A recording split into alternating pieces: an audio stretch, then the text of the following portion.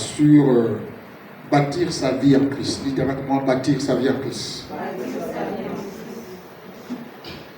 Alors pourquoi j'enseigne sur ce thème? Pour vous permettre de comprendre que toute vie bâtie sous des fondations solides n'est pas une vie qui s'ébranle rapidement, qui s'ébranle vite. Ce n'est pas une vie qui est facilement déracinable, parce qu'elle est fondée sur le roc. Et nous savons tous que la vie n'est pas toujours facile. La vie n'est pas parfois celle qu'on attend. Il y a des douleurs, il y a des situations difficiles, il y a la désolation, il y a la tristesse, parfois même des larmes. Donc, parfois la vie n'est pas toujours celle-là qu'on attend. On se dit, bon, on arrive et puis on vient. On se dit, on vient dans la vie, on espère trouver la vie, on espère que la vie nous rendra quelque chose de positif, quelque chose de bien. Mais parfois c'est compliqué. Parfois on a l'impression qu'elle est injuste. Parce que quelqu'un peut réussir devant toi sans effort, et toi qui fournis des efforts, tu ne comprends pas pourquoi tu ne réussis pas. Tu vas voir quelqu'un qui est assidu à l'église, matin, midi et soir, qui a du mal parfois à joindre le deux bouts, et quelqu'un qui n'est pas assidu, même si la personne ne travaille pas, mais qui facilement peut joindre le deux bouts. Et on se pose des questions de savoir, est-ce qu'il y a un Dieu qui est juste? Est-ce que Dieu est-il injuste? Est-ce que Dieu est-il injuste? Voilà un peu parfois ce que nous réserve la vie. Un peu des moments de douleur, des difficultés, des moments d'injustice. Et tout ça, c'est la vie. Alléluia. Amen. Donc, il y a des éléments qui font partie de notre vie quotidienne, tels que parfois la souffrance, la douleur, la misère, les différents déserts qu'on peut traverser. Ce sont des choses qui sont inévitables dans la vie de l'homme. Inévitables. C'est pourquoi ne prenez pas toute situation difficile comme étant une malédiction. Ne prenez pas toute traversée de désert comme étant une malédiction. Parce que si vous prenez une traversée de désert comme étant une malédiction, vous n'allez pas être capable de retirer l'enseignement que le Seigneur a voulu vous montrer par ce désert. Parce que si vous prenez ça comme une malédiction, Dieu dira, bon, écoute, tu vas passer à côté de la grâce. J'ai voulu t'enseigner quelque chose, mais tu n'as rien compris. Amen. Amen. Voilà. Mais nous, les déserts sont parfois en infini. On va traverser un long désert qui peut nous prendre 1 mois, 2 mois, 1 an. Et d'où matin, midi et soir, on se pose des questions pour savoir qu'est-ce qui ne va pas dans ma vie. Ce n'est pas parfois lié à une malédiction. Ce n'est pas pour un problème parfois de sorcellerie. Mais Dieu veut t'enseigner quelque chose. Dieu veut t'enseigner quelque chose. Et si parfois ça perdure, parce que Dieu veut que tu comprennes. Mais parfois on ne comprend pas. Nous, on veut aller vite. On veut obtenir des résultats vite. On veut que notre situation s'améliore vite. Mais le chemin par lequel Dieu veut nous conduire, on n'arrive pas. On n'arrive pas à tenir. Donc, la vie nous réserve parfois des surprises. Des surprises qu'on a du mal à cerner et à comprendre. L'objectif de cet enseignement, c'est pour vous amener à comprendre comment peut fonctionner Dieu dans également une vie de désert. Comment Dieu peut fonctionner et surtout, comment on peut sortir solidement enraciné au-delà des vents, au-delà des turbulences, au-delà des difficultés qu'on peut recevoir. Comment on peut être solide sans être ébranlé, sans être influencé négativement par quoi que ce soit. Parce qu'on ne peut pas être les chrétiens qui sont emportés à tout vent de doctrine. Dès qu'il y a une situation, on déserte. Dès qu'il y a une situation, on se refroidit.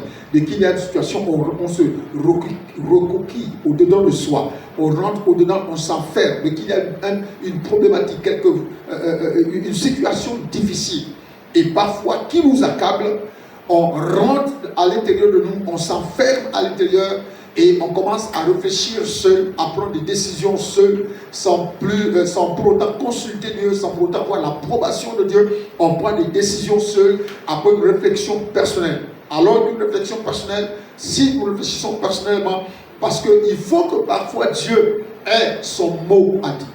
Beaucoup de décisions sont prises de manière unilatérale. Dieu n'est pas auteur. Dieu ne participe même pas. Dieu n'apporte même pas son point de vue. Et du coup, on se dit, j'ai pris une décision. Laquelle? C'est d'aller au ciel. Est-ce que Dieu a accepté de t'accueillir? Qu'il est accepté ou qu'il n'est pas accepté, j'ai plus déjà mal ici. Et souvent c'est comme ça qu'on se retrouve. Et la vie nous réserve des surprises. La vie veut parfois nous enseigner comment on doit vivre dans le monde. La vie veut nous enseigner. La vie veut parfois nous éduquer. Mais on reste insensible aux mécanismes que la vie utilise pour nous, soit nous redresser, soit nous instruire, soit nous corriger, soit nous diriger. Alléluia. Alors, vous savez que le mot bâtir en grec, il se prononce oikodomeo. O-I-K-O-D-O-M-E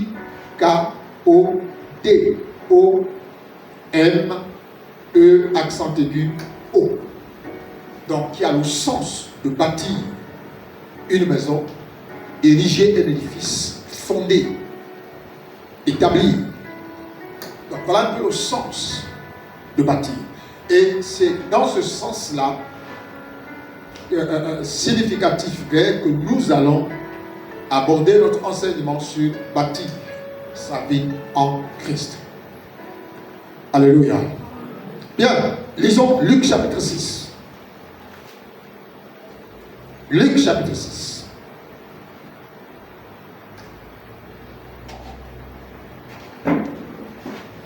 Lisons les versets 46 à 48.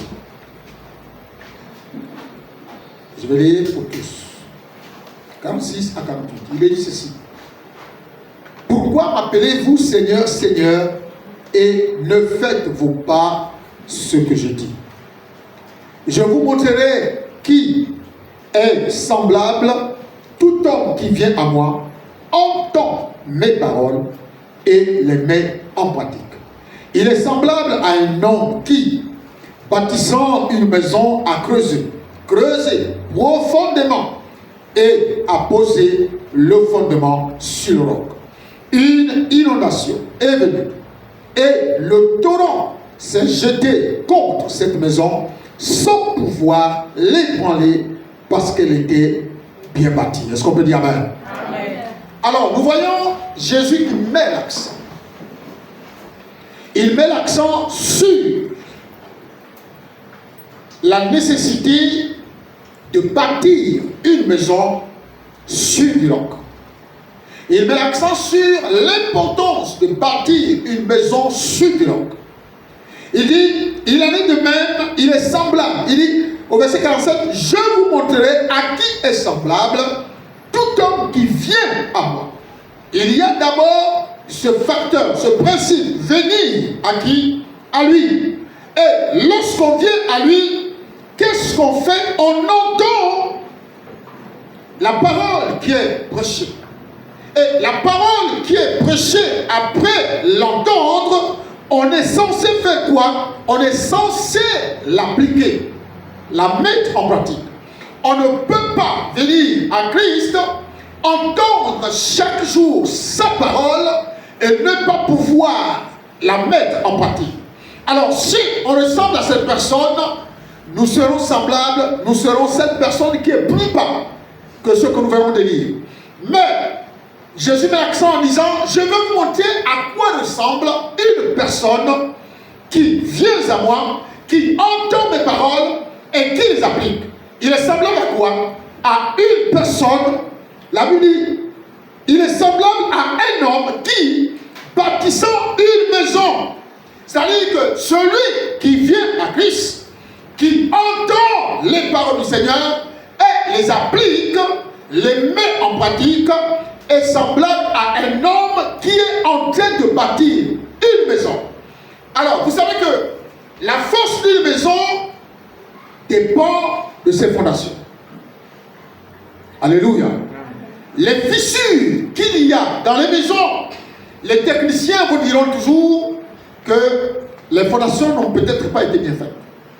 Et ce n'est pas faux. Il y a des fissures. Mais toute fissure ne fait pas tomber la maison tout de suite. Il faut comprendre ce que je vous dis. Les fissures peuvent montrer un signe d'une mauvaise fondation. Et les fissures spirituelles, nous les avons. La manière dont certains vivent, la manière dont certains se comportent, la manière dont certains ont l'habitude de se conduire dans leur vie chrétienne. Donc ces personnes présentent des fissures. C'est-à-dire que quand vous regardez la vie de la personne, vous comprenez, vous écoutez son langage, vous voyez sa conduite, la manière dont la personne vit, vous sentez qu'il y a des fissures dans la vie de la personne. Si il arrive que ces fissures s'aggravent et que la personne s'écroule, alors on comprendra tout de suite que les fondations de cette personne n'ont pas été solides. Amen. Les fondations spirituelles de cette personne n'ont pas été solides. Donc la Bible dit, il est semblable à cette personne. La Bible dit quoi? Un homme qui bâtissant sa maison a creusé, premièrement, creusé profondément. En fait, ici Jésus met l'accent sur le fait que la personne a creusé, parce que pour avoir des fondations solides, il faut aller en profondeur. Et bâtir une maison, il faut aller en profondeur. Il faut de la profondeur. Surtout lorsque nous connaissons nos terrains à Libreville. Il faut creuser pour atteindre une certaine profondeur. Et lorsque l'édifice est monté, les fondations qui sont posées doivent être des fondations solides. Même si le vent vient, même s'il y a des tempêtes, il y a des turbulences, comment ça s'appelle, sismiques ou comment ça se dit, la maison résiste. C'est pourquoi il dit, il est semblable à bâtissant une maison à creuser pour nous montrer la dimension du travail qui est fait sur les fondations. Creuser profondément et à poser le fondement sur le roc. Le fondement sur le roc. Les ingénieurs du génie civil savent que pour atteindre un certain niveau, si on veut bâtir une maison peut-être de 3-4 niveaux, ils connaissent la couche de terre qu'il faut retrouver pour poser les premiers fondements. Et il pose sur le roc. Pose sur le roc. Et ensuite, une inondation est venue et le torrent s'est jeté contre cette maison sans pouvoir l'ébranler parce qu'elle était bien bâtie. Qu'est-ce qui est censé faire chuter la maison? Le mouvement sismique, c'est-à-dire les tremblements de terre, les éboulements, les inondations. Mais la Bible dit, la maison en question va être capable de persister, de résister à ces flots-là. Pourquoi? Parce qu'elle a eu des bonnes fondations. Et elle a eu d'abord des bonnes fondations et un bon fondement posé. Amen. Amen. Alléluia. Amen. Alors, la métaphore est simple. Très simple. Lorsque nous sommes chrétiens, nos vies spirituelles doivent être bâties sur Christ. Parce que si ta vie n'est pas bâtie sur Christ, Christ, c'est lui le roc. Il pose le fondement sur le roc. Donc, c'est Christ le roc. Si tu n'as pas bâti ta vie sur le roc, bien aimé, ta vie va être une vie qui danse. Et je vous ai dit, au commencement était la parole. Jean chapitre 1, verset 1. Et Jésus est le roc. Jésus est la parole. Toute vie fondée, bâtie sur la parole, va toujours persister, va toujours résister au flot de la mer, aux tempêtes, aux torrents, aux inondations. La vie va résister. Parce qu'elle est bâtie sur le roc. Elle est bâtie sur la parole. Alléluia. Les vies qui sont instables aujourd'hui, les vies spirituelles qui sont instables, qui ont des fissures spirituelles, ce sont des vies dont les fondations ne sont pas solides. Lorsque nous acceptons le Seigneur, il y a des années en arrière, bien aimés, nos vies ont été construites, nos vies ont été bâties sur la parole, pas sur la sorcellerie, pas sur la délivrance, pas sur les démons, pas sur la prospérité, pas pas sur les miracles, mais sur la parole. Parce que, qu'est-ce qui fait en sorte que beaucoup de chrétiens qui les églises, si une vie est bâtie sur la recherche des miracles, c'est du sang. Pourquoi? Parce que si dans ton église, on ne prêche pas les miracles et la délivrance, la personne va sortir de l'église. Elle va aller ailleurs. Et je vous ai souvent pris l'exemple de Joyce Meyer. Joyce Meyer a une grande église et un grand peuple. Mais vous n'allez jamais voir cette femme-là. Au nom de Jésus, Satan sort. Au nom de Jésus, délivrance. Jamais. Mais le peuple est bâti sur quoi? La parole. Et le peuple est assis. Ils sont nombreux. Cette femme vient se lève tous les matins. Vous n'allez jamais voir délivrance. Les sorciers, elle n'est pas dedans. Elle, c'est la parole. Et le peuple est assis. Le peuple est édifié. Le peuple est content. La salle est pleine. Il n'y a pas quelqu'un qui cherche. Parce que dans la parole, elle enseigne au peuple comment résister aux affres du diable. Comment dominer sur les programmations du monde ténèbres. Elle présente quoi? La parole. Elle dit, mais pas Satan, sort. Non, elle n'est même pas dedans. Mais cette femme a un peuple derrière elle. A une foule derrière elle. Alléluia. Amen. Et une vie bâtie sur le roc n'est pas emportée à tout moment de doctrine. N'est pas à gauche, n'est pas à droite, ne cherche rien. Elle est assise sur du roc. Et je le répète, que lorsque j'ai souffert dans ma vie, j'ai traversé des moments difficiles. Si j'avais été bâti sur la recherche de la délivrance, pour chercher à comprendre pourquoi depuis là je ne travaille pas, qui me bouffe, quel est le sorcier de ma famille, c'est sûr que j'aurais cherché. Quelqu'un m'aurait dit non, un sorcier dans ta famille. Oh, et puis je serais allé de lieu en lieu pour chercher le nom de la personne qui me bouffe alors qu'il n'en était pas ici. Qui je vais accuser à ma famille? Alléluia. C'est comme là où je suis là. Je suis le maître de ma maison. Je suis le maître de mes enfants. Mais il n'y a pas quelqu'un, ni ma mère, ni mon grand-père, ni ma tante. Personne ne peut toucher à mes enfants. Personne. Alors, si un enfant ne réussit pas, il va accuser quelque chose. C'est pourquoi je vous dis, j'aimerais être là un jour. Imaginez qu'on ne dise pas que c'est le pasteur, le père. Oh, la sœur, je vois un esprit, je crois que ton côté paternel, il faut que tu prophétises bien. Il faut que tu prophétises bien. Alléluia. Voilà. Côté paternel, là, c'est qui, frère? Dis la vérité. Même si tu ne lis pas, moi, le père, tu dis, homme de Dieu, allez-y, parle. C'est qui? Donc, c'est important d'être assis sur la parole. Parce que quand tu es assis sur la parole, quand ta vie est bâtie en lui, en Christ, tu n'es pas quelqu'un qu'on déboulonne facilement. Tu n'es pas quelqu'un qu'on déstabilise facilement. Non. Est-ce que tu me comprends? Bâtissez vos vies sur la base. C'est pourquoi Jésus a mis l'accent sur les fondations. Et les fondations, c'est quoi? C'est la parole, l'enseignement, être éduqué, bien aimé, les fondamentaux de la parole. Mais toi, ce n'est pas ce qui t'intéresse.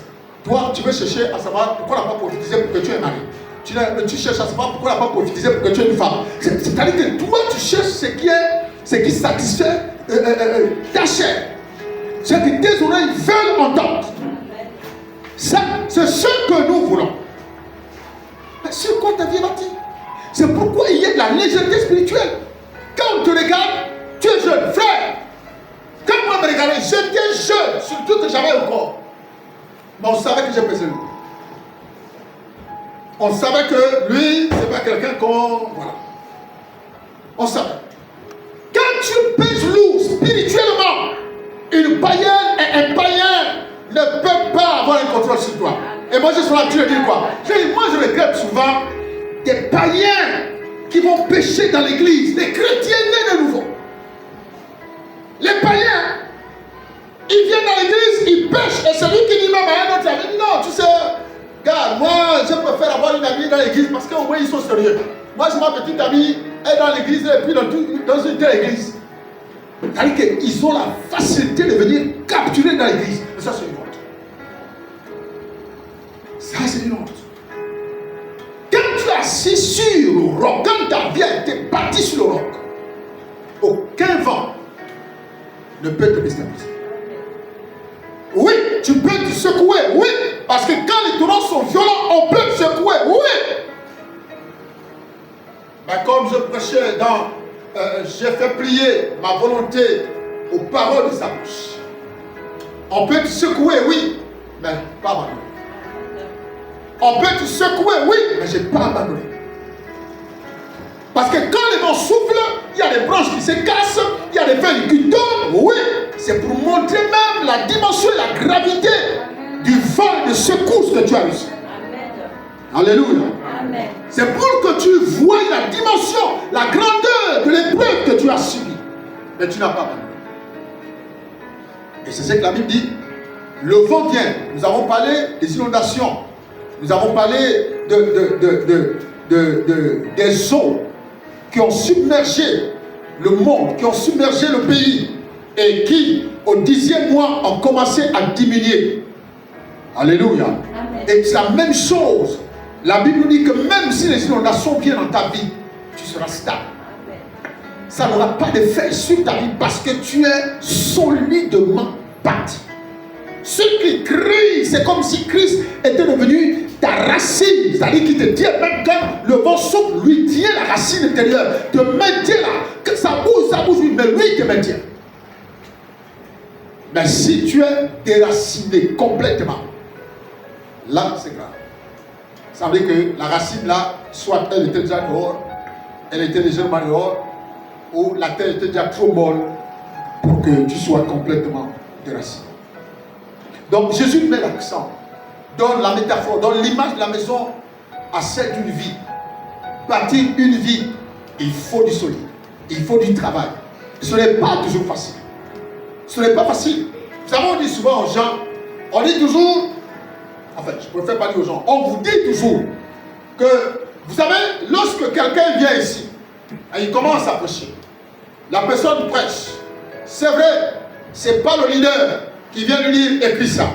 C'est vrai, c'est pas le leader qui vient parler chaque jour à son oreille pour dire voilà, grandis encore aujourd'hui, c'est pas le leader. Mais aucun enfant dans une église ne grandit sans l'apport de son leader. Jamais de la vie. Quelqu'un me comprend? C'est comme quand vous voyez un père de famille. Aucun enfant qui commence bébé ne grandit sans l'apport de ses parents. C'est impossible. La taille qu'il aura demain, même si ce n'est pas papa qui lui fait manger tous les jours, mais si papa n'achète pas la nourriture, maman ne lui fait pas manger. Donc chacun participe à sa manière à la croissance de l'enfant de la maison. Chacun participe par l'éducation. Et l'enfant grandit avec les valeurs acquises de son père et de sa mère. Alléluia. Amen. Donc, bâtir une vie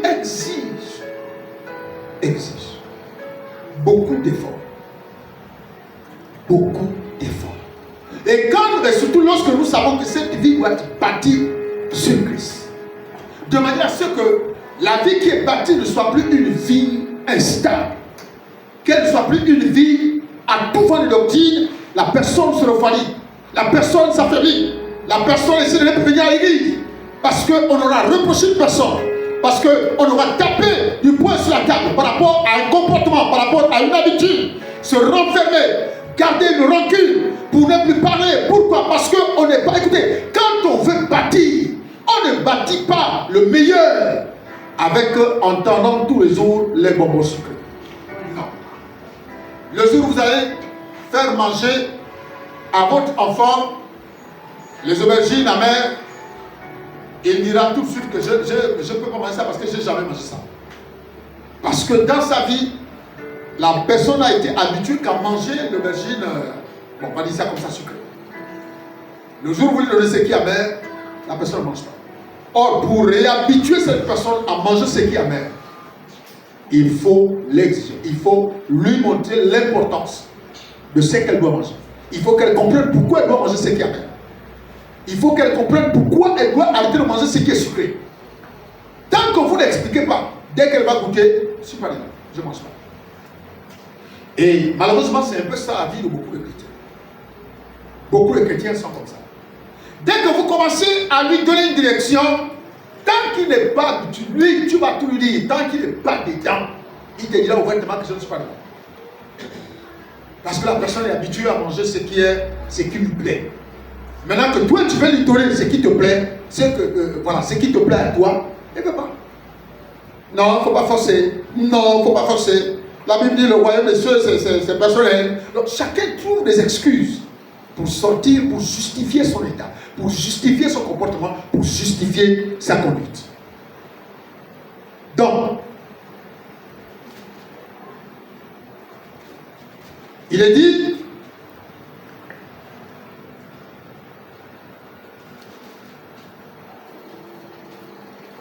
mais connaissant, on est où là, c'est quel verset? Luc 6, à partir du verset 46.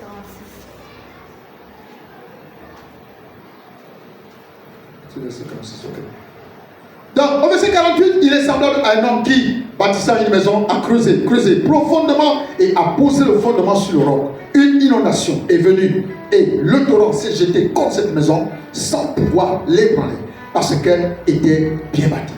Vous allez vous rendre compte que quand le vent s'agite sur la personne, le vent, les flots s'abattent sur la personne, vous savez, pour connaître le comportement d'une personne qui est secouée, la personne n'a plus le même sourire.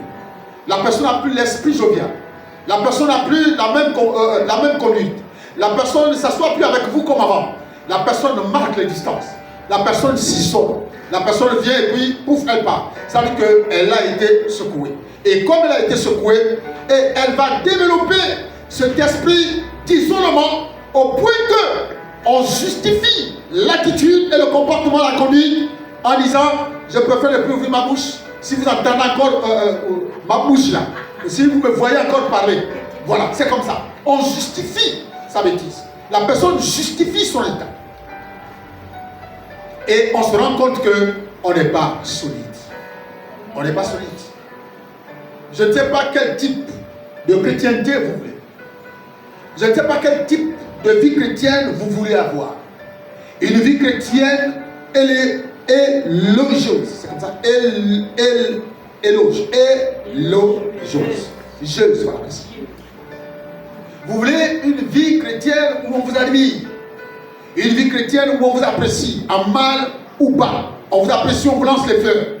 Et le jour où vous posez un acte, un impair, le jour où vous posez quelque chose qui est reprochable, réprimandable, vous affichez votre attitude.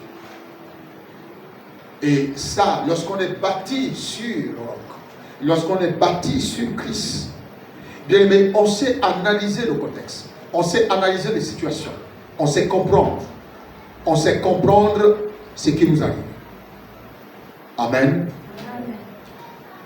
Les eaux ne pourront rien faire, les inondations ne pourront rien faire, même s'il y a mouvement. La tempête, elle peut être aussi coriace, elle peut être forte, mais elle ne pourra pas t'ébranler. Parce que toi, tu as été bien bâti. Tu as été bien construit. Tu as été bien enraciné. Lorsqu'on est enraciné sur Jésus, sur le roc, la parole, je vous dis la vérité. On peut monter, on peut descendre. Notre vie sera solide. Notre foi sera solide. On peut avoir des difficultés, mais la foi, elle est solide. Les choses ne doivent pas seulement se dire quand vous chantez. La foi, c'est le concret. La foi, c'est le concret. Ce que vous dites quand vous chantez. C'est pourquoi, à le moment même quand vous chantez, Dieu vous éprouve. Oui, Dieu nous éprouve. Amen. Dieu veut nous éprouver pour savoir si ce que nous disons est vrai. Amen. Si on est assis sur la parole, sur ce que nous disons, il nous éprouve. Il y a bon voir des gens qui prennent des décisions. Regardez Pierre. Pierre a dit, Seigneur, c'est bon. Jésus a dit, je ferai de toi un pécheur dans ma patrie aujourd'hui. Pierre a dit, ok. Il se voyait grand entrepreneur. Avec, il voyait sa boîte s'agrandir avec le maximum du personnel. Mais, quand ils sont enfermés dans la chambre, un jour, l'affaire commence. 2 jours, le ventre parle. 3 jours, les gens commencent à avoir des crampes au ventre. 4 jours, il n'y a plus rien. 5 jours, il n'y a plus rien. 6 jours, il n'y a plus rien. Le gars réfléchit, dit non, l'affaire là, si je reste comme ça, je vais mourir. Il dit aux autres, bon, on voit ce mal, le gars, il est en train de ranger ses choses. Les gens disent, mais Pierre, tu vas où? Il dit, là où vous me voyez là, je retourne la pêche. Les autres se disent, bon, écoute, On te suit. Amen. Vous voyez, juste cette période-là d'attente, où Jésus avait dit, ne quittez pas Jérusalem, attendez. Mais là, ils ont voulu faire vite. Lui, il a voulu précipiter les choses. Et il était qui? Le modèle. Il était qui? Le leader. Il y a des gens qui influencent les autres. Il y a des gens qui ont la capacité d'influencer les autres. Et lorsque les autres voient que la personne qui a la capacité d'influencer va dans une autre trajectoire, alors les personnes les suivent. Non, mais si lui fait ça, c'est que c'est bon. C'est que bon, on te suit alors. Et Jésus montre la dimension de sa grandeur et la véracité de la parole qu'il a dit. Il est celui qui dit une chose et la chose arrive. Il fait quoi? Il se retrouve entre les péchés. Il n'avait encore rien pris. Et Jésus apparaît au bord du lac. Et il fait quoi? On est entre les péchés. Et il dit, allez-y un peu de l'autre côté là, et puis vous balancez. Jusqu'à présent, les jeunes ne sont pas convaincus. Ils n'ont encore rien compris. Il y a des gens qui ne comprennent rien. Ils peuvent être assis dans l'église, il ne comprend rien. Tu peux lui conseiller, il ne comprend rien. Lui, il a déjà sa vision, je retourne au péché. Et quand il pêche, il est en train de pêcher, il n'y a rien. Ça ne marche pas. Ils ne captent pas comme s'ils avaient la bénédiction du Seigneur. Regardez, chaque fois que vous avez la bénédiction du Seigneur dans une décision ou dans une situation, elle marchera. Vous aurez du succès. Et alors, Jésus dit, avancez un peu plus loin, la reculez. Jusqu'à présent, les yeux ne sont pas encore verts. Avancez un peu plus loin et jetez les filets. Oh, bon, ok, on a dit l'appel. Quand il balance comme ça, quand il jette, dites avec moi la conscience. Répète la conscience. Quand il balance, il jette. Quand il tire le filet, son cerveau tourne à plus de 90 degrés. Il s'est dit non, non. La seule personne qui m'a fait ça une fois, c'était le maître. Et quand il regarde comme ça, il dit mince, c'est lui. Il plonge dans le lac. Il dit oh, ah, et pitié de moi. Amen. Amen. C'était juste pour dire à Pierre que Pierre, je t'avais dit que j'ai fait de toi un pécheur. Je te dis attends, reste dit, attends. Il avait honte lui-même. Il avait honte. Et depuis là, depuis cette expérience-là, vous n'avez entendu que Pierre est reparti encore pécher quelque part. Non. Même Paul, il a dit j'ai appris à vivre dans la honte, dans l'humiliation, dans la faim, dans le froid. Mais il n'a jamais fait demi-tour pour aller récupérer tous les privilèges qu'il avait en tant qu'administrateur de la société, en tant qu'administrateur public, pour aller détruire les églises. Il n'est plus reparti. Lorsqu'on est assis, lorsqu'on est bâti sur les fondements de la parole de Dieu, c'est ce qui nous arrive. On ne retourne jamais en arrière. Jamais. On peut subir, on peut éprouver, on peut avoir faim, des difficultés. Oui, oui et oui. Lorsque Jésus a eu faim, vous voyez, la Bible dit quoi? Jésus eut faim. Mais il n'a pas transformé les cailloux en pain. Il n'est pas allé transformer les feuilles en feuilles de manioc. Il a eu faim. Là, pour qu'il mange, il fallait que pour qu'il mange, il fallait que ses collaborateurs lui apportent à manger. Il n'était pas là pour manger, bon, pour manger, il faut que je fasse un miracle. Non, non, non, il n'a pas fait un miracle. Mais il avait faim. Il avait faim. Lorsqu'il allait jeûner 40 jours dans le désert, la Bible dit qu'il eut faim. Ce qui est naturel. Mais il n'a pas cédé à ce que le diable lui a proposé. Nous, on cède facilement parce que le diable connaît nos besoins. Le diable sait que là, tu n'as plus rien à manger. Le diable sait que pour attraper 1000 francs, ça devient compliqué. Le diable sait que pour avoir une crête, ça devient compliqué. Le diable sait que pour avoir une cravate, ça devient compliqué. Il ne viendra pas te tenter sur ce que tu as. Il viendra te tenter dans ce que tu n'as pas. Il viendra te faire voir les difficultés de ce que tu n'as pas. C'est là où lui rentre. Mais quand tu es assis sur la parole, tu diras, Satan, il est écrit. Quelqu'un va comprendre? Satan, il est écrit. On va voir ça. Il est écrit. Et tu pourras répondre à Satan. Et quand Satan verrait que moi, j'ai tout essayé, la parole est trop forte en lui. Il s'en va. Et la Bible dit quoi? Quand il s'en va, tu auras un semblant du bien-être. Tout va redevenir normal. Tu auras l'impression même que le diable ne te tente plus. Mais la Bible dit, il attendra une quoi? Une quoi?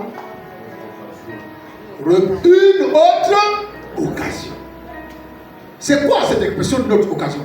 Il attendra le jour où tu vas te retrouver dans les mêmes problèmes, dans les mêmes difficultés, pour revenir lancer l'assaut, pour revenir à charge. Donc il a laissé Jésus attendant une autre occasion. Peut-être le jour où il aura encore faim. J'attends. Et c'est ce que le diable fait. Une autre occasion. Donc quand il veut que tout va bien, c'est bon, là tu as jeûné, là tu es en force, tu pries, amen, ouais, tu es régulier à l'église, alléluia, vraiment, tu retrouves la jovialité de ton visage, tu es bien tout frais, tu es content de voir dire, ah oui, le frère est monté. Là, le frère, non, oh là là là, le frère a grimpé. Là, on voit bien que le frère est monté. Maintenant, il attendrait une autre occasion où quand tu as fini de prier, tu rentres à la maison, tu es face aux réalités de la vie. Difficulté. Il n'y a rien à manger. Il n'y a rien à boire. Il n'y a rien à payer le loyer. Il n'y a rien. Difficile. Tout est verrouillé. C'est là où il revient. Il revient à partir de quel moment? À partir du moment où tu prends conscience que là, tu es en train de traverser les moments difficiles. C'est là où il se présente. Il ne se présente pas tant que tu regardes. Quand tu regardes pas ça, il ne se présente pas.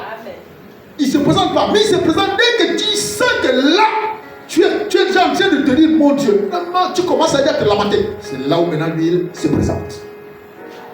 Vous dites, bah écoute, voilà ce que moi je te dis. Alléluia. Amen. Donc, toute vie chrétienne doit être bâtie sur Christ.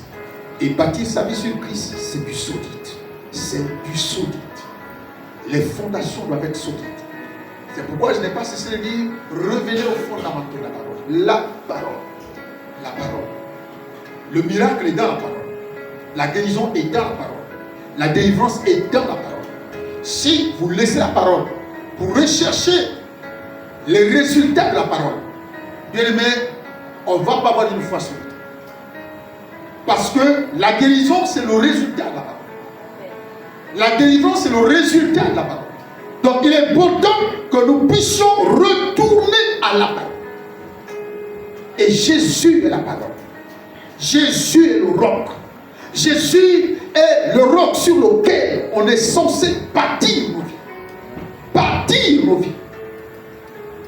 Pour un édifice spirituel solide, capable de résister aux vents et marées, à toute forme de tempête, à toute situation difficile. Jésus.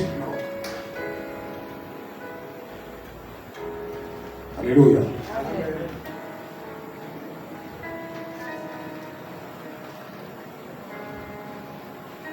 Luc chapitre 13. Bien aimé, la vie chrétienne est un long voyage. Un voyage censé nous conduire jusqu'au ciel, jusqu'au paradis. Mais tellement d'exigences pour nous amener jusqu'à ce niveau. Tellement de difficultés qu'on peut rencontrer. C'est pourquoi chacun doit être sûr que comme le voyage est long, il faut que tu sois certain d'arriver. Et pour y arriver, il faut que tu arrives sur tes deux pieds, solide, bien enraciné, très bien enraciné. Luc 13, 6 à 9, je lis pour tout le monde. Il dit aussi cette parabole. Un homme avait un figuier planté dans sa vigne. Il vint pour y chercher du fruit. Il n'en trouva point. Alors il dit au vigneron, voilà 3 ans que je viens chercher du fruit à ce figuier et je n'en trouve point. Coupe-le. Pourquoi occupe-t-il la terre inutilement? Le vigneron lui répondit, Seigneur, laisse-le encore cette année. Je creuserai tout autour et j'y mettrai du fumier. Peut-être à l'avenir donnera-t-il du fruit. Sinon, tu le couperas. Bâtir une vie exige de l'effort, exige de l'énergie, exige du temps, exige de la patience. Lorsqu'on veut bâtir une vie bien-aimée, il y a tous ces ingrédients qui doivent être réunis. Si tu n'es pas un homme patient, si tu n'as pas le charisme, si tu n'as pas bien-aimé les compétences, les qualités pour être capable de produire un édifice solide, qui peut résister au vent, qui peut résister aux tempêtes, si tu n'as pas ce charisme bien-aimé, ton œuvre va être ébranlée. Ton œuvre va être ébranlée. Et pour accepter d'être cet édifice, il faut que tu acceptes qu'on te travaille dessus.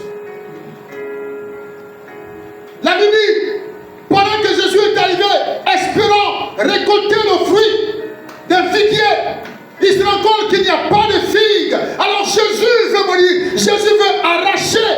Et là, il a quitté un avocat qui intercède auprès de maître en disant, je vais encore fournir le travail, je veux m'efforcer, je vais encore essayer, je veux tout faire. Parce que l'objectif, c'est de produire quelque chose qui manifeste et qui produit des résultats.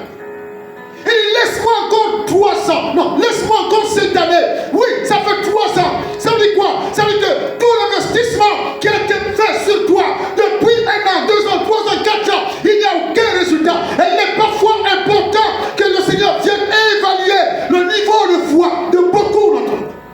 Et lorsque le niveau de foi est évalué, bien aimé, on se rend compte, c'est pourquoi vous voyez, quand la foi est évaluée, certaines personnes disent, voilà, moi je suis là depuis, moi ne me fais pas ça, c'est pas une question d'être là depuis, c'est une question de productivité.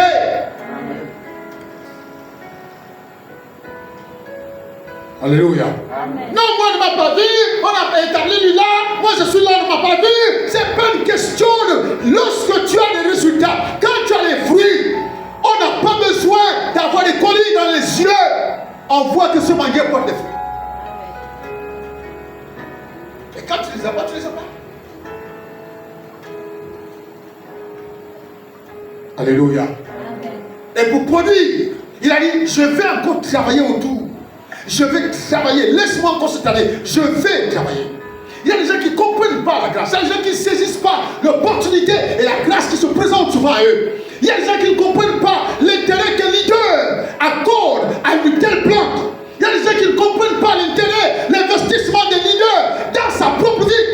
Ils ne comprennent pas pour eux. C'est comme si c'est normal. Et si le leader ne fait pas, je pense chez moi. Ils ne comprennent pas l'intérêt. Mais bien aimé, les opportunités que Dieu accorde à chacun d'entre nous seront des jugements demain que Dieu utilisera contre nous pour dire, je t'ai donné l'opportunité de changer ton histoire, de changer ta vie, mais tu as refusé. Amen. Alléluia. Amen. Il a dit, laisse-moi encore cette année. Je vais encore faire le travail. Je vais travailler. Je vais travailler. Maintenant, si malgré les efforts que je vais fournir, si rien ne se produit, quand tu reviendras, tu es libre de moi. Amen. Pourtant, le maître de la vie est conscient que depuis 3 ans, c'est quoi l'arbre là, c'est pas? Non, l'arbre là. Le figuier, merci. Il est conscient que ce figuier ne produit pas. Il est conscient. Mais quand celui qui est censé récolter les fruits arrive, il s'en connaît même pourquoi Dieu. Vous savez, on va tout dire. Qu'est-ce qui amène Jésus à sécher le figuier? Pas ce figuier-là, l'autre, au passage. C'est ça. C'est cela. Parce qu'il se dit, quelqu'un qui est bâti en lui doit être capable de produire des fruits. Tu ne peux pas te bâtir en lui et tu n'as pas de fruits. Ce n'est pas possible. Ce n'est pas possible. Il n'a même pas donné l'opportunité à ce figuier. Il a dit que jamais le fruit ne naisse. Et pourtant, selon les écrits, les textes que nous lisons, il est relaté que ce n'était pas la saison. Comment Jésus peut-il maudire quelque chose qui n'est pas dans sa saison de productivité? Comment est-ce possible? Parce que en toute saison, celui qui est bâti sur du roc est censé produire des fruits. Alléluia.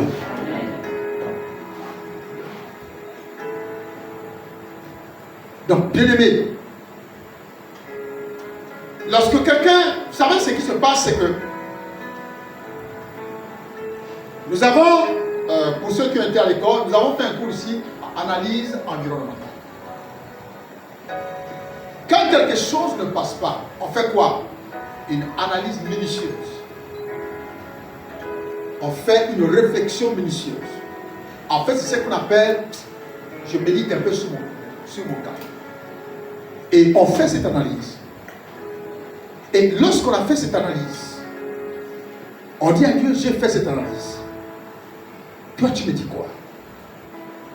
Qu'est-ce que je dois faire? Parce que quand je vois, je me dis, c'est tellement ça. Toi, tu dis quoi? Alléluia. Amen. Et ne soyons jamais, au grand jamais, pressés. Attendons toujours la réponse de Dieu. Elle peut te venir par un songe. Elle peut te venir par une vision. Elle peut te venir par un conseil. Elle peut te venir par une révélation. Mais attention, lorsque quelque chose est dans la volonté de Dieu, bien aimé, elle sera toujours en accord avec sa parole. Je précise et je répète, lorsque quelque chose est dans la volonté de Dieu, ou quand Dieu est dedans, la chose sera toujours en accord avec sa parole. En accord avec sa parole. Alléluia. Donc, bien aimé, il est important parfois que l'on revive, que l'on revisite les fondements sur lesquels nous avons été bâtis. Lorsque tu es venu au Seigneur, nous avons vu au début que je vous montre à qui est semblable quelqu'un qui vient à moi, premièrement, entend ma parole, deuxièmement, et la pratique.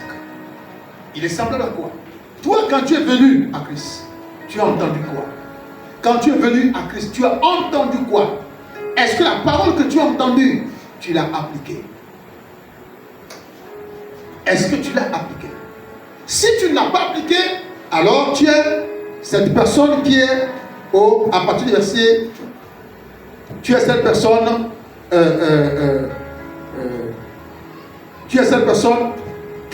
dont on parle au verset 49. Mais celui qui entend et ne met pas en pratique est semblable à un homme qui a bâti une maison sur la terre, sans fondement. Le torrent s'est jeté contre elle. Aussitôt, elle est tombée et la ruine de cette maison a été grande. Voilà à quoi ressemblent des gens qui entendent la parole. Et ça remplit simplement leur tête. Mais non, ces paroles n'ont pas d'effet dans leur vie. N'ont pas d'effet. Ça veut dire que quand vous regardez la personne, c'est le même comportement. Vous regardez le langage, c'est le même langage. Vous regardez l'attitude, c'est pratiquement à plus de 90% la même personne. La seule chose qui différencie, c'est le fait que la personne vient à l'église. Pour montrer que bon, moi je suis chrétien, je vais à l'église. Mais dans le comportement et la conduite, c'est la même chose. C'est pourquoi je vous disais la dernière fois que toucher à quelque chose de mignon qui concerne la personne, et vous voyez la vraie nature de la personne.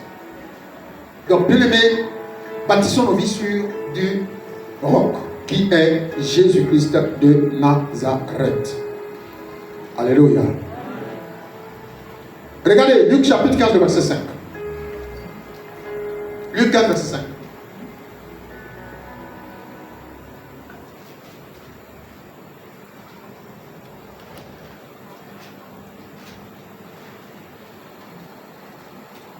Luc 15, verset 5, il dit, est-ce que c'est le verset 1?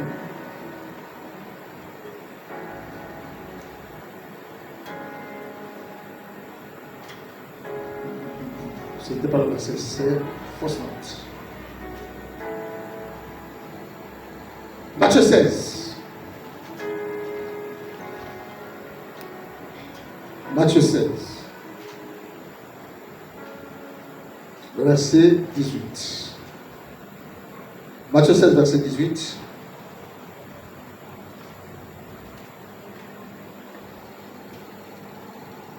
Il est dit, et moi je te dis que tu es Pierre, et que sur cette pierre, je bâtirai mon église. et que les portes du séjour des morts ne prévaudront point contre elle. Vous voyez, Jésus révèle là son vœu de bâtir une église sur le roc. Et la Bible dit, une église bâtie sur le roc, même les portes du séjour des morts ne peuvent rien contre elle. Même les portes du séjour des morts ne peuvent rien. Même la mort, même les sorciers, même l'ange de la mort ne pourra rien contre une vie bâtie sur Christ. Ne pourra rien. Toute vie bâtie sur Christ, l'ange de la destruction ne pourra rien. C'est pourquoi vous voyez en Israël, bien aimé, ils ont scellé le sang de l'agneau sur les portes et les linteaux des maisons d'Israël. Et ce sang de l'agneau était l'image du roc, était l'image, parce qu'on a dit au priant que le destructeur ne viendra pas vous détruire. Donc le destructeur est dans l'ennemi, détruire quoi? Les vies. Et il a fallu quoi? Bâtir les maisons d'Israël sur le roc. Et lorsque le vent de la destruction, lorsque l'ange de la mort, de la destruction a sillonné l'Égypte, bien aimé, toutes les maisons d'Israël ont été solidement édifiées. Et toutes les maisons qui n'étaient pas bâties sur le roc, ça veut dire qui n'avaient pas la parole, qui n'avaient pas Jésus en eux, qui n'avaient pas le sang en eux, se sont écroulées. Alléluia. Ce sont écroulées. Là où il y avait les mal, ce sont écroulées. Donc bâtissons. Jésus révèle son intention de bâtir une église, de bâtir un chrétien en lui. Un chrétien bâti en lui, bien aimé, pourra être un poteau qui est difficilement terrassable. Difficilement terrassable. La Bible dit même l'ange de la mort, même le pouvoir de la mort ne pourra rien contre une telle église, contre un tel chrétien. Parce que lui-même, il est le fondement de ce chrétien. Il est le support de ce chrétien. Il est le support vital qui maintient ce chrétien en vie, qui maintient ce chrétien debout. Le vent peut souffler, s'abattre. L'ange de la mort peut exercer son influence. Il ne pourra rien faire. Alléluia. Amen.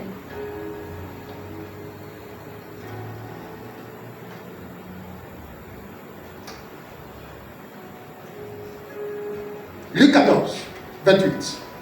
Comment bâtir sa vie en Christ? Nous allons voir 3 points aujourd'hui et nous allons nous arrêter là. Il est 18h37. On y va jusqu'à 19h. Comment bâtir sa vie en Christ? Luc chapitre 14, verset 28. Si quelqu'un peut lire, peut mener dans la lecture. Luc 14, verset 28. La Bible dit, car aucun de vous, s'il veut bâtir une tour, ne s'assied d'abord pour calculer la dépense et voir s'il a de quoi la terminer. Vous voyez, lorsqu'on veut souvent bâtir, quand vous voyez par exemple quelqu'un qui cherche des personnes, qui cherche des collaborateurs, qui cherche des personnes immédiates, bien aimé, c'est pas facile. Lorsque tu as trouvé quelqu'un, tu dois former la personne. Tu dois investir sur la personne. Tu dois bâtir sur la personne. Et il faut que tout ce que tu es en train de faire sur la personne soit du solide. La Bible dit, personne qui veut bâtir ne calcule les dépenses. Investir sur quelqu'un exige des dépenses. Le temps, l'énergie exige beaucoup, tellement. Parce que lorsqu'on veut quelque chose de meilleur, ça nous prend du temps. Amen. Amen. Ça nous prend du temps. Alors je voudrais ce soir vous communiquer quelques éléments indispensables pour faire de nous des vies solides, des vies bâties sur Christ, solidement enracinées. Premier élément, Actes chapitre 2, verset 46. Comment bâtir sa vie en Christ? Actes chapitre 2, verset 46. Je voudrais me faire aider. Actes chapitre 2, verset 46. Comment bâtir sa vie en Christ? Premièrement, Actes chapitre 2, le verset 46. Je lis la parole de Dieu dans Actes chapitre 2, verset 46. Ils étaient chaque jour tous ensemble tous ensemble, assidus au temple, rompez le pain dans les maisons, et prenez leur nourriture avec joie et simplicité de cœur. Est-ce qu'on peut dire amen? La première chose, premier élément pour bâtir sa vie en lui, c'est être assidu au temple. La Bible dit quoi? La Bible dit, je vous montre à quoi va ressembler quelqu'un qui a une vie solide. La personne qui vient à moi entend mes paroles et les met en pratique. Donc, lorsque tu viens à l'église, le premier fondement, c'est déjà ça, être à l'église chaque jour. Lorsque tu acceptes le Seigneur, il faut déjà être à l'église les jours de réunion. Parce que c'est en venant à l'église chaque jour que tu acquiers de la connaissance par les enseignements qui sont donnés. Chaque jour, être assidu. La Bible dit, ils étaient chaque jour assidus au temple. Lorsque quelqu'un veut devenir enraciné, assis dans la foi, la première chose qu'il aura besoin de faire, c'est d'abord de commencer à venir à l'église.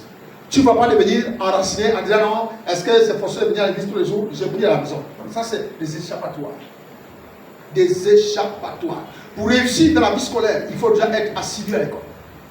Si tu as une école irrégulière, une fréquentation irrégulière, ton Seigneur, tu auras des résultats à la dimension de ton Seigneur. C'est comme ça.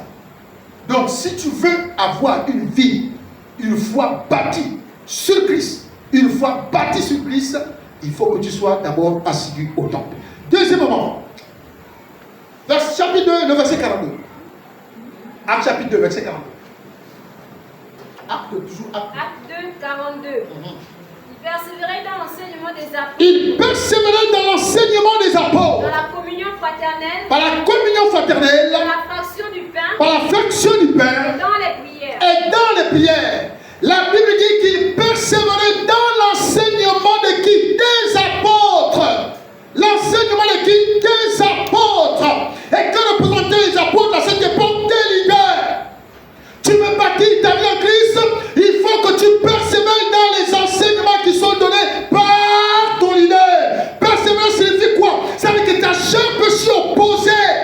Mais toi, tu dois lutter, tu dois continuer, tu dois aller, même si tu dois aller à pied. C'est ça, la persévérance. Nous, on est venu à un enseignement mercredi, et puis samedi, on ne veut pas. La Bible dit, ils étaient premièrement assis, et ils persévéraient dans quoi? Dans l'enseignement. Parce que l'enseignement t'ouvre les yeux. L'enseignement fait tomber les écailles de tes yeux pour te permettre de comprendre et de percevoir les mystères dont tu n'avais pas connaissance. L'enseignement permettra à ta foi de s'asseoir sur le fondement sur lequel tu as été bâti.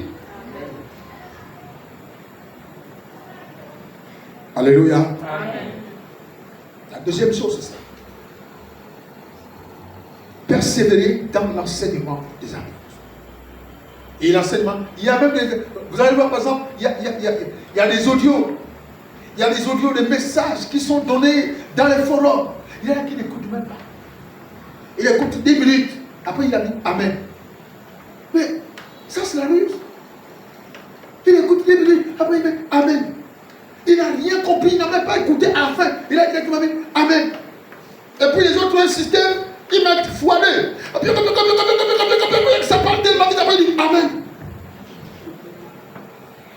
Moi j'écoute la parole lentement parce que ça rentre bien dans mes oreilles. J'écoute, je réécoute, j'écoute. C'est là où je dis x2. Et puis tu ne comprends même pas bien.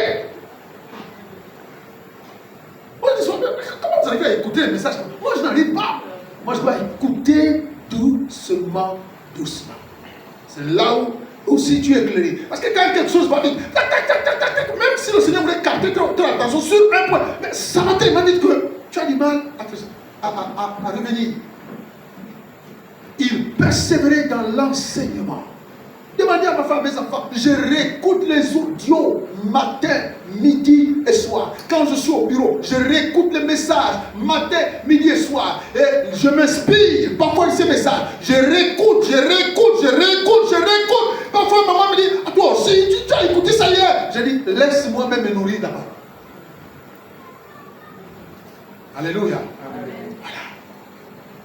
Et c'est important. Il persévère dans l'enseignement. Vous n'écoutez pas. Il a déjà dit Amen. Il a même bien écouté. Posez un peu les questions, ils ne vont même pas être capables de vous dire. La parole est que beaucoup ne disent même pas Amen. Même dire Amen que Seigneur, merci, même dire Amen, vous aussi. Même dire Amen. Tu regardes dans le forum, il y a plus de 50. Le forum de l'église.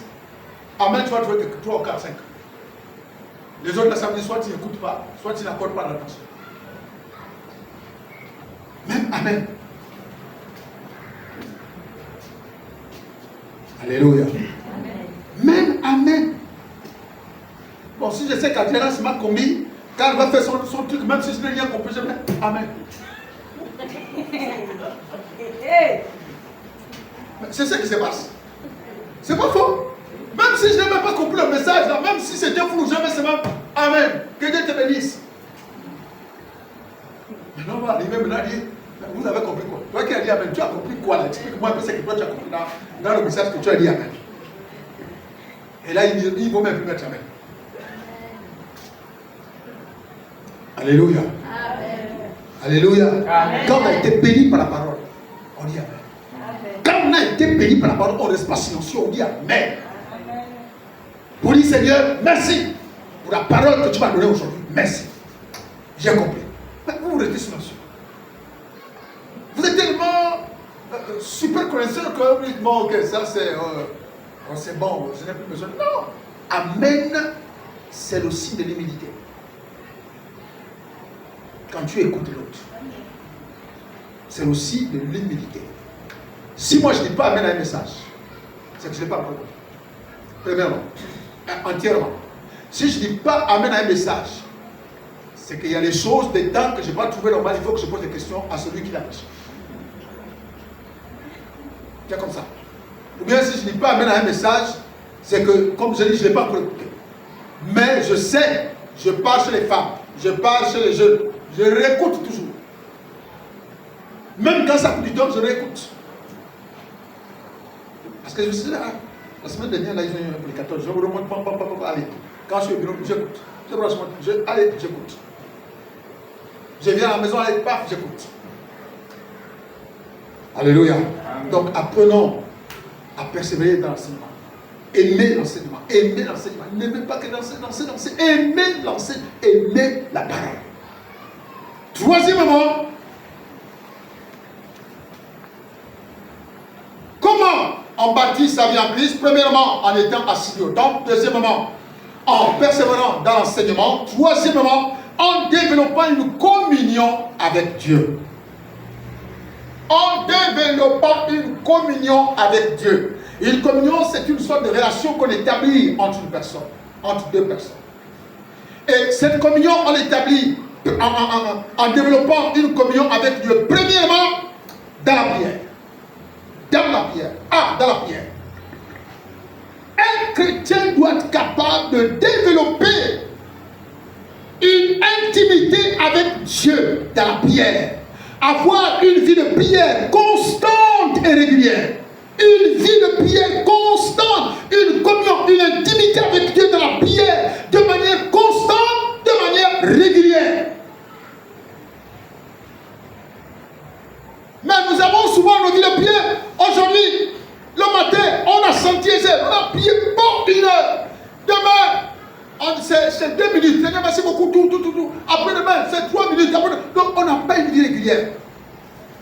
Si tu veux bâtir ta vie, il faut que tu développes une intimité avec Dieu. La Bible dit quoi? Daniel priait 3 fois le jour. Il faut que ta vie de prière soit permanente, soit constante et régulière. Si tu veux prier, si tu veux communier avec Dieu, toutes les 2 heures, maintiens cela. C'est le cap qui te conduit à la gloire. Si tu veux le faire toutes les minutes, maintiens cela. C'est le cap qui te conduit à la gloire. Si tu veux maintenir cela, peut-être à partir de 20 heures, maintiens cela. Ou à 4 heures, mais maintiens cela. Tu dois voir une vie. C'est ce qui t'enracine. C'est quand tu te mets dans la présence du Seigneur, quand tu as pris du temps de parler avec Dieu, de parler, je ne dis pas seulement parler à Dieu. Et comme je l'expliquais, lorsque la prière devient monologue à sens unique, ça veut dire il n'y a que toi qui parles, il n'y a que toi qui parles, jamais. Or, lorsqu'elle révèle le caractère de communion, de dialogue, de relation, bien aimé, vous êtes obligé de parler avec. Là, la prière revêt le statut de parler avec. Non seulement parler à Dieu, mais parler avec Dieu. Donc, ça veut dire, tu parles, comme je disais, tu as un souci, tu fais l'analyse, et tu dis, Seigneur, que penses-tu? Que dois-je faire? Et tu dois attendre ta réponse. C'est pourquoi Habakkuk te dit, je me tiens sur la tour, et je veille à ce que Dieu va me dire après avoir exposé ma plainte. Mais nous, on n'attend jamais la réponse de Dieu. On n'est pas là à carabiner Dieu. J'ai déjà dit que c'est comme ça. Mon problème, en tout cas, que tu le veuilles ou pas, j'ai déjà dit, amen, amen. Le lendemain matin, c'est comme non, j'ai pris la décision. Même pas attendre le conseil de Dieu. Même pas attendre le conseil de Dieu. C'est-à-dire que nos prières deviennent à sens unique. Il n'y a que nous qui parlons. Il n'y a que nous qui exposons à Dieu. Et Dieu reste là, il nous écoute et il nous attend. Et dès qu'on a fini, tout de suite, on se lève. Amen. Oui. Combien d'entre vous ici avons expérimenté, par exemple, une rencontre personnelle ces derniers temps où nous avons prié le matin et nous avons attendu la réponse de Dieu, où Dieu nous a parlé. Séance tenante. Mais frère, Dieu n'est pas seulement un Dieu qui parle dans les songes. Amen. Où j'ai rêvé et puis j'ai vu non. Dieu n'est pas le Dieu des rêves seulement. Amen. Les rêves doivent quitter les rêves à la réalité. Amen. Il faut prendre du temps que Dieu te bénisse. Il faut prendre du temps. Quand tu as parlé avec Dieu, tu as exposé des situations difficiles de ta vie. Tu dois attendre que Dieu te réponde. Tu dois attendre. Si tu as commencé à prier, c'est que tu as fait confiance à Dieu. Si tu as commencé à prier, parce que tu as trouvé qu'en lui, il y a le secours. Mais comment tu pries sans attendre qu'il te conseille? Très bien.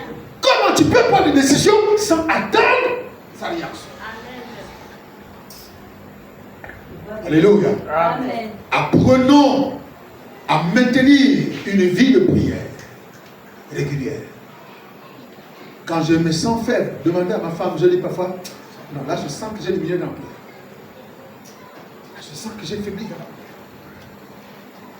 prière. Et quand tu sens qu'il y a quelque chose qui a changé dans ta relation avec Dieu, dès que tu as constaté, il faut l'améliorer. Je crois que tu veux l'ajouter. Alléluia. Donc, il faut développer. Là, dès que tu as constaté, il faut l'améliorer. Parce que si Dieu te permet d'ouvrir l'esprit et de remarquer qu'il y a quelque chose qui a diminué en toi, il faut que tu y agisses aussi. Amen. Amen. Donc, ayez une vie de prière régulière. Développez cette communion avec Dieu. Premièrement, par la prière. Deuxièmement, dans la méditation et l'application de sa parole. Je vais vous lire Josué chapitre 1. Et je vais nous aider à comprendre ce verset. Et on termine avec ça. Donc, développer la communion avec Dieu dans la méditation et l'application de la parole. Découvrons Jésus. Que nous connaissons très bien. Que nous récitons très bien. Mais je vais vous aider à comprendre ça autrement. Josué chapitre 1, le verset 8. Écoutez ce qu'il dit. Que ce livre de la loi ne s'éloigne point de ta bouche. Premièrement, dans ce livre, la Bible dit, dans ce texte, que ce livre de la loi ne s'éloigne point de ta bouche. Qu'est-ce que ça veut dire?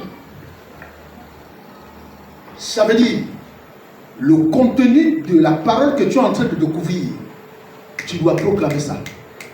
Tu dois proclamer ça dans ta bouche. Tu dois proclamer ces paroles-là que tu viens de découvrir. Tu dois les proclamer. Que ce livre de la loi ne s'éloigne point de ta bouche. Et pour qu'il s'éloigne point de ta bouche, tu dois proclamer ce que tu viens de découvrir. Ce que tu viens de lire. Deuxièmement, la Bible dit quoi? La Bible dit médite le jour et nuit. La méditation. C'est-à-dire, ce que tu as découvert, ce que tu viens de découvrir en lisant, la Bible dit médite-le jour et nuit. Ça veut dire que dès que tu as été en contact avec la parole de ce livre, amène ce que tu découvres à l'analyse, à la réflexion pour comprendre de quoi il est question et d'être capable, après avoir compris, de proclamer ça de ta bouche. Est-ce que vous comprenez? Amen. De proclamer ça de ta bouche. C'est pourquoi la Bible dit que ce livre de la loi ne s'éloigne pas de ta bouche. Mais le livre de la loi va se passer dans ma bouche comment? Et en proclamant ce qui est écrit. Donc, autrement dit, la parole que tu as en face de toi ne doit pas s'éloigner de ta bouche. Tu dois la proclamer.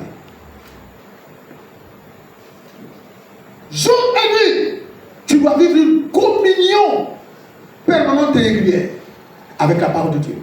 Dans la méditation. Jour et nuit. La régularité. La constance.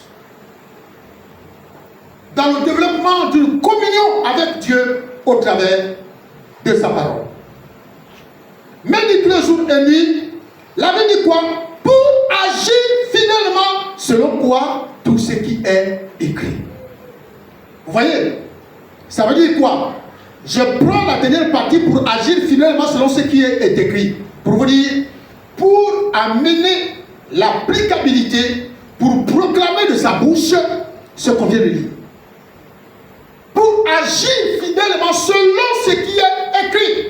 Si la Bible me dit, je suis saint, je dois proclamer de ma bouche, Seigneur, tu as dit que je suis saint. Si le péché vient, tu réponds péché, péché, l'Éternel déclare de moi que je suis saint. Pour agir fidèlement selon ce qui est écrit. Si la Bible dit, vous imposerez les mains aux malades et les malades seront guéris. Si un malade vient, je dois prendre mes mains, les poser sur le malade pour que le malade soit guéri. Pour agir fidèlement selon ce qui est écrit.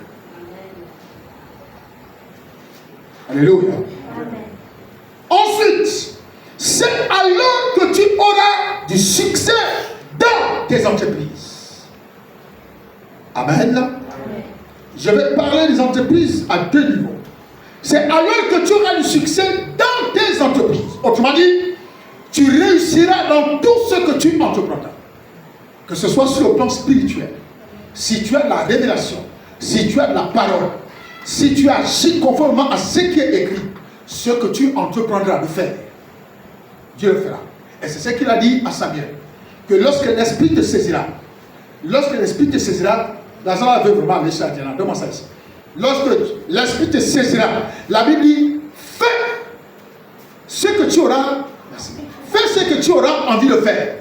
Autrement dit, entreprends quelque chose, je serai avec toi. Fais ce que tu auras envie de faire, je serai avec toi. Quand l'Esprit te saisit. Donc, c'est alors que tu auras du succès dans tes entreprises. Dans ce que tu prendras de faire, Dieu sera avec toi. Deuxièmement, tu auras du succès dans tes entreprises. Autrement dit, le succès de la prospérité, de l'œuvre de tes mains, des activités que tu entreprendras, dépendra de ce que tu auras découvert à l'intérieur de la parole et de la manière dont tu auras utilisé ce que tu as découvert dans la parole, selon ce qui est écrit, et tu agiras selon ce qui est écrit. Quelqu'un m'a compris là? Amen.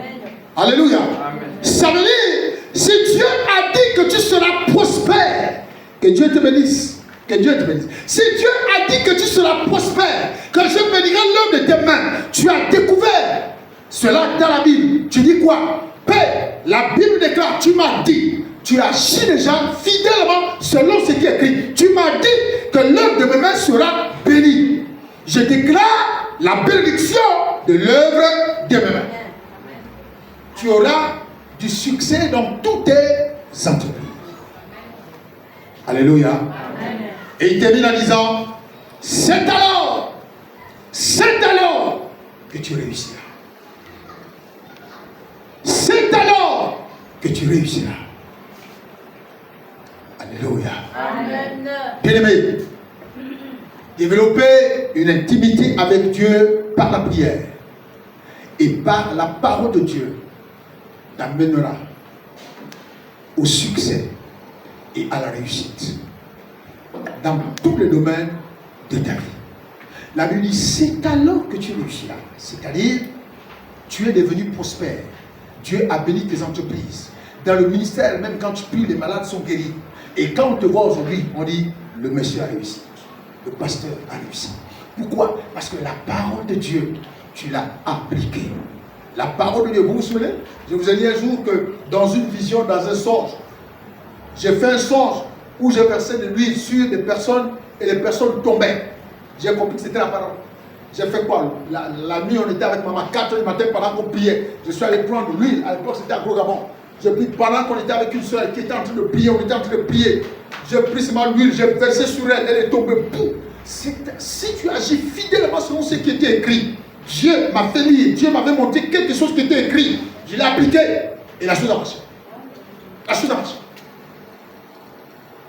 C'est une jeune fille femme qui venait chez nous faire un travail. On avait logé qui faisait un travail avec maman. Donc à 4 h du matin, quand on se levait pour la prière, j'ai vu clairement dans une vision, je priais pour les gens, je prenais ce mal, je ne touchais pas les gens, je faisais ce mal, les gens tombaient. Quand je me suis réveillé, je me suis dit, j'ai appris que je n'applique pas. Pendant qu'elle priait, elle ne savait même pas si je suis allé à la cuisine. Bon, c'était même pas la cuisine. C'était le salon, cuisine, je ne sais pas comment il fait ça. Je suis parti, j'ai pris là où il y avait le four.